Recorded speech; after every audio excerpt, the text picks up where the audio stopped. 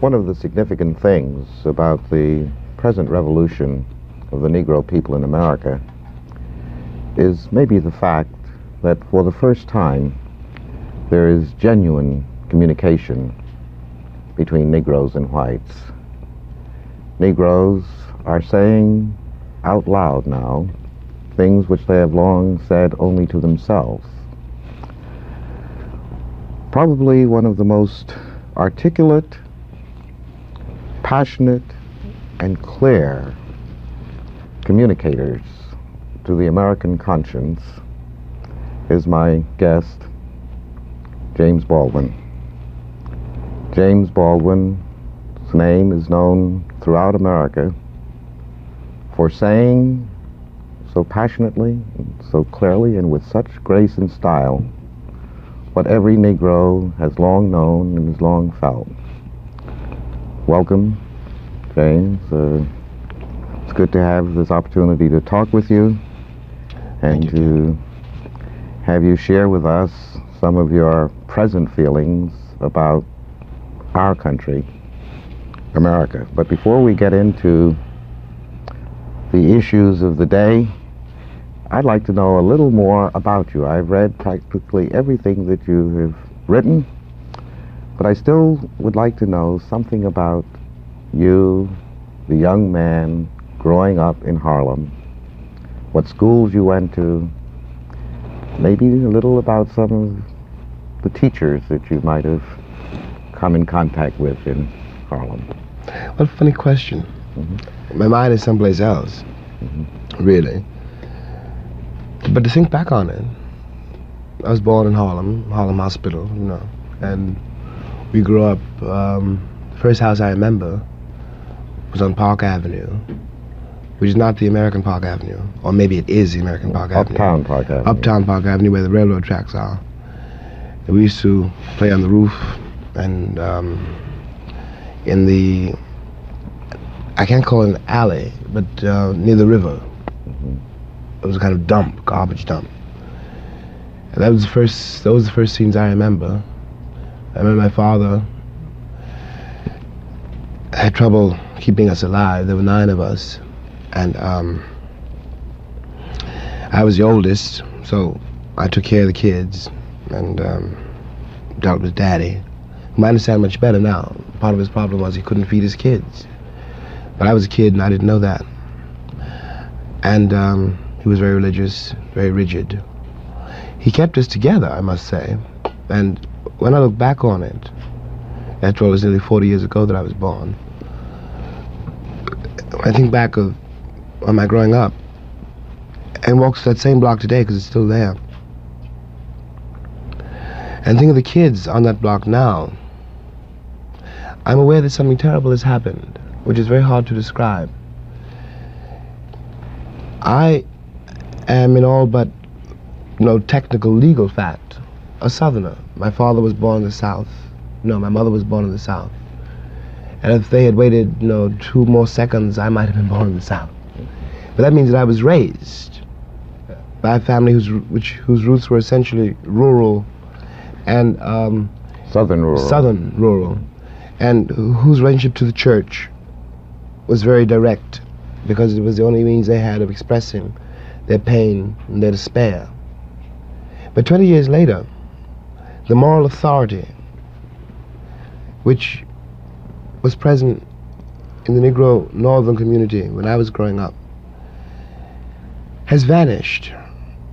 And people talk about progress, and I look at Harlem, which I really know. I know it like I know my hand. And it is much worse there today than it was when I was growing up. Would you say this is true of the schools too? It's much worse in the schools. What school did you go to? I went to PS 24. I went to PS 139. 139. We are fellow alumni. I went to 139. And I didn't like a lot of my teachers, but I had a couple of teachers who were very nice to me. One was a Negro teacher. And I remember, you asked me these questions, so I'm trying to answer you. I remember coming home from school, and you can guess how young I must have been. And my mother asked me if my teacher was colored or white. And I said she was a little bit colored, a little bit white. But because she was about your color. And as a matter of fact, I was right. That's part of the dilemma of being an American Negro. That one is a little bit colored and a little bit white. And not only in physical terms, but in the head and in the heart. And there are days, this is one of them, when you wonder what your role is in this country and what your future is in it. How precisely you're going to reconcile yourself to your situation here, and how you're going to communicate to the vast, heedless, unthinking, cruel white majority that you are here. And to be here means that you can't be anywhere else. I could, in my own person, leave this country, and I could go to Africa, I could go to China, I could go to Russia, I could go to Cuba, but I'm an American. That is a fact. Yes, Jim. Am I going ahead and... No, this is certainly some of the things that we're after. But as I read your writings and know that you came out of PS 24 and my alma mater, Junior High School 139, I see that no one could write with the feeling and with the skill with which you write if you did not get in PS 24 and 139 a certain type of education. Now, I'd like to go back to the point that you made that the Harlem that you knew when you were growing up is not the Harlem now, and see if we can relate this also even to the school. Let's see if we can. It was probably very important for me. I haven't thought about this for a long time, so it was probably very important for me that at the point I was going to PS 24, the only Negro school principal, as far as I know, in the entire history of New York,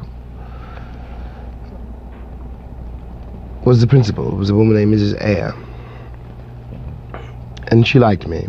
And in a way, I guess she proved to me that I could, that I didn't have to be entirely defined by my circumstances. Because you know that every Negro child knows what his circumstances are, though he can't articulate them, because he's born into a republic which assures him, in as many ways as it knows how, and has got great force, that he has a certain place and he can never rise above it. And what has happened in Harlem since is that generation has passed away. Mrs. Ayer was a sort of a model, in a sense. She was a proof. Proof. She was the living proof that I was not necessarily what the country said I was. And it is significant, Jim, that we do not have a single Negro principal in the New York public school system today. And it is not because there ain't nobody around who can do it, you know.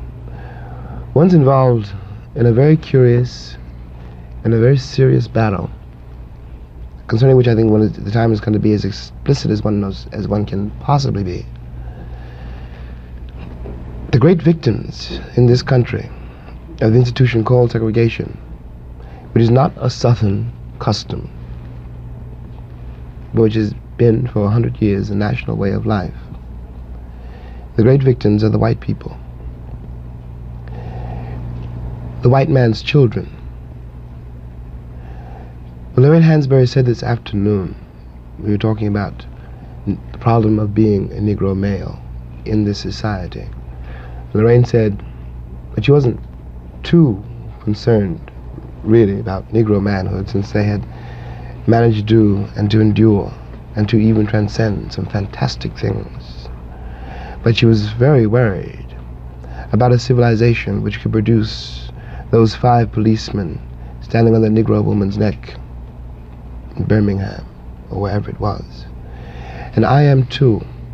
I'm terrified at the moral apathy, the death of the heart, which is happening in my country. These people have deluded themselves for so long that they really don't think I'm human. I base this on their conduct, not on what they say. And this means that they have become, in themselves, moral monsters.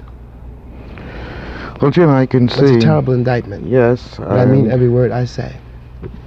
Well, we are confronted with the racial confrontation in America today. I think the pictures of dogs in the hands of human beings attacking other human beings. In a free country. In a free country. In the middle of the 20th century. This Birmingham is clearly not restricted to Birmingham, as you so eloquently pointed out. What do you think can be done to change, to use your term, the moral fiber of America? I think the one has got to find some way of putting the present administration of this country on the spot. One has got to force somehow from Washington a moral commitment, not to the Negro people, but to the life of this country. It doesn't matter any longer, and I'm speaking for myself, for Jimmy Baldwin, and I think I'm speaking for a great many other Negroes too. It doesn't matter any longer what you do to me. You can put me in jail, you can kill me, but by the time I was 17, you had done everything that you could do to me. The problem now is, how are you going to save yourselves? It was a great shock to me. I want to say this on the air. The Attorney General did not know. You mean the Attorney General of the United States? Mr. Robert Kennedy. Didn't know that I would have trouble convincing my nephew to go to Cuba, for example, to liberate the Cubans in defense of a government which now says it is doing everything it can do, which cannot liberate me. Now, there are 20 million people in this country, and you can't put them all in jail. And I know how my nephew feels. I know how I feel. I know how the cats in the barbershop feels. A boy last week who was 16 in San Francisco told me on television, thank God we got him to talk, maybe somebody will start to listen. He said, I got no country, I've got no flag. Now he's only 16 years old. And I couldn't say you do. I don't have any evidence to prove that he does. They were tearing down his house because San Francisco is engaging, as most northern cities now are engaged, in something called urban renewal, which means moving the Negroes out. It means Negro removal. That is what it means. And the federal government is an accomplice to this fact. Now we're talking about human beings. There's not such a thing as a monolithic wall or some abstraction called the Negro problem. These are Negro boys and girls who at 16 and 17 don't believe the country means anything that it says and don't feel they have any place here on the basis of the performance of the entire country. But now, Jim... No, am I exaggerating? No, I certainly could not say that you're exaggerating.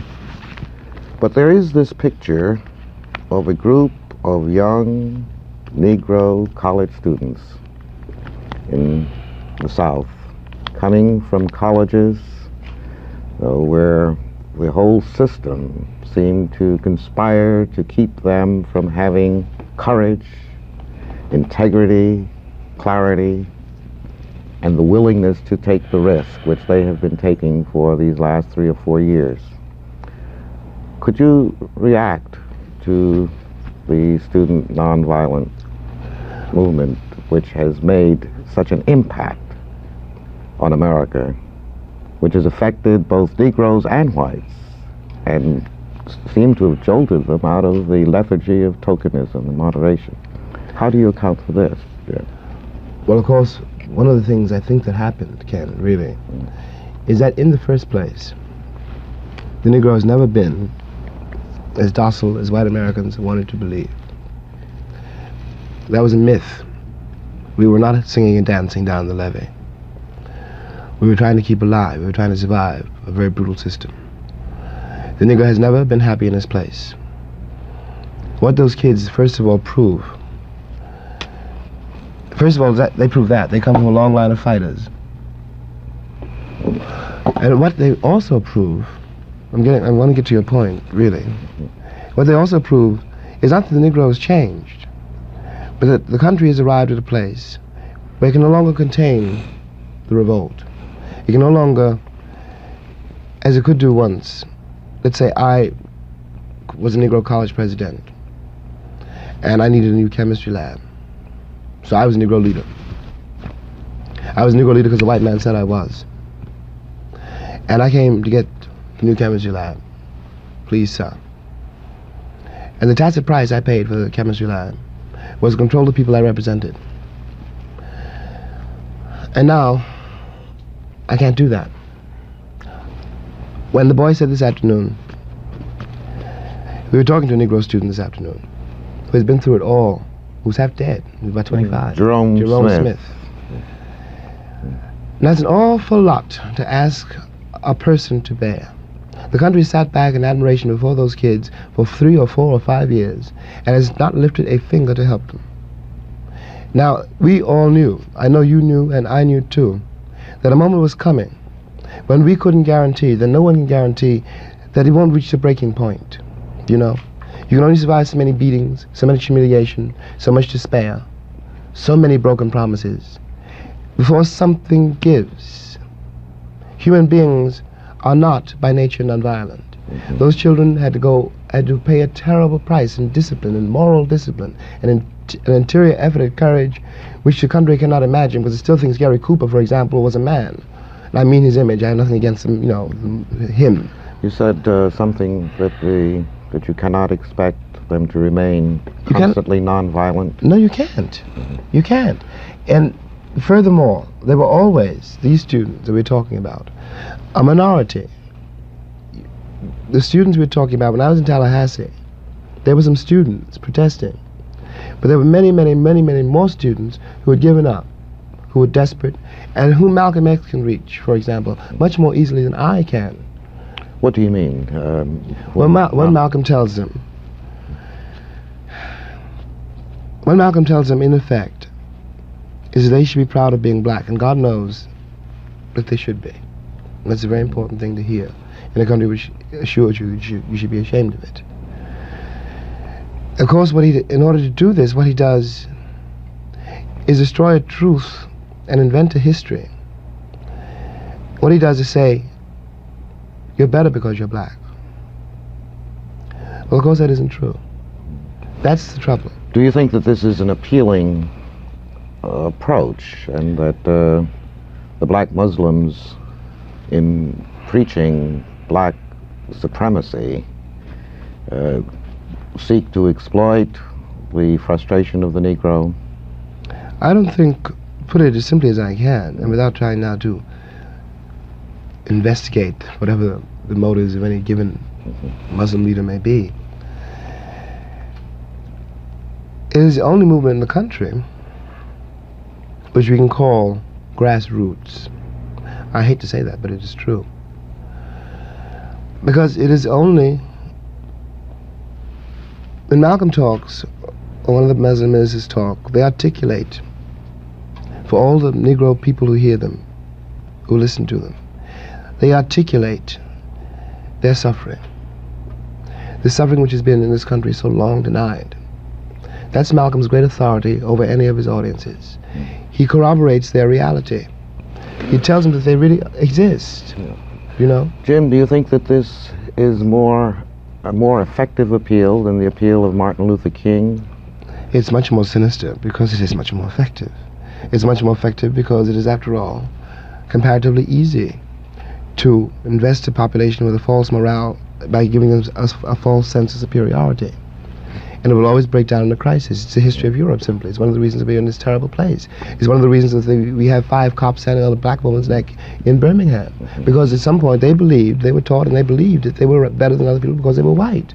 It leads to a moral bankruptcy. It is inevitable. It cannot but lead there. But my point here is that the country is for the first time worried about the Muslim movement. It shouldn't be worried about the Muslim movement. That's not the problem. The problem is to eliminate the conditions which breed the Muslim movement. Well, I'd like to come back to get some of your thoughts about the relationship between Martin Luther King's appeal, that is effectively nonviolence, and his philosophy of disciplined love for the oppressor. Martin. And what do you think what is the relationship between this and the reality of the Negro masses? Well, to leave Martin out of it for a moment, Martin's very rare, very great man. Martin's rare for 2 reasons, partly because just because he is, and because he's a real Christian, and he really believes in nonviolence. He's arrived at something in himself, which permits him, allows him to do it. And he still has great moral authority in the South. He has none whatever in the North. Poor Martin has gone through God knows what kind of hell to awaken the American conscience. But Martin has reached the end of his rope. There's some things Martin can't do. Martin's only one man. Martin can't solve the nation's central problem by himself. There are lots of people, lots of black people I mean now, who don't go to church no more and don't listen to Martin, and who anyway are themselves produced by a civilization which has always glorified violence unless the Negro had the gun.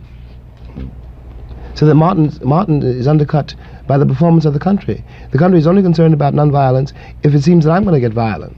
But it's not worried about nonviolence if it's some Alabama sheriff. Jim, what do you see deep in the recesses of your own mind as the future of our nation? And I ask that question in that way because I think that the future of the Negro and the future of the nation are linked. They're indissoluble. Yeah. Now, what do you see? Are you essentially optimistic or pessimistic? And I really don't want to put words in your mouth because what I really want to find out is what you really believe. Well, I'm both glad and sorry you asked me that question. I'll do my best to answer it. I can't be a pessimist because I'm alive. To be a pessimist means that you have agreed that human life is an academic matter. So I'm forced to be an optimist. I'm forced to believe that we can survive whatever we must survive. But the Negro in this country, the future of the Negro in this country is precisely as bright or as dark as the future of the country. It is entirely up to the American people and our representatives. It is entirely up to the American people whether or not they're going to face and deal with and embrace this stranger whom they maligned so long. What white people have to do is try to find out in their own hearts why it was necessary to have a nigger in the first place. Because I'm not a nigger. I'm a man. But if you think I'm a nigger, it means you need him. And the question you got to ask yourself, the white population of this country has got to ask itself, North and South, because it's one country, and for a Negro, there is no difference in the North and the South. There's just a difference in the way they castrate you. But the fact of the castration is the American fact. If I'm not the nigger here, and you invented him, you, the white people, invented him, then you got to find out why. Well, and the future of the country depends on that, whether or not it's able to ask that question. As a Negro and as an American, I can only hope that America has the strength and the capacity, the moral strength, to ask and answer that question in affirmative and constructive ways. To face that question. Thank you very much. Thank you, Ken.